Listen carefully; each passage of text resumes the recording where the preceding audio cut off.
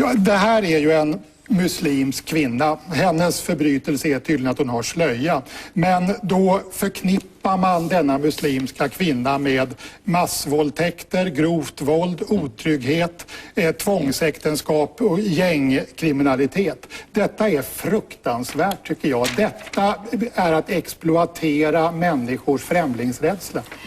Altså, jeg kan jo føre sandhedsbevis for alle de der påstande, og det, der er problemet stadigvæk, mener jeg, i Sverige, og det, jeg hører fra den menige svensker, det er, at den debat må man ikke tage i Sverige. Sådan en annonce kunne aldrig nogensinde være blevet indrykket i en svensk avis.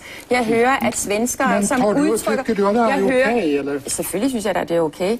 Jeg hører, at svenskere, som udtrykker et ønske om at ytre sig, som er kritiske over for den svenske fremmedlovgivning, de kan risikere at blive fyret. De får deres indlæg censureret i den svenske presse. Det er ikke ytringsfrihed.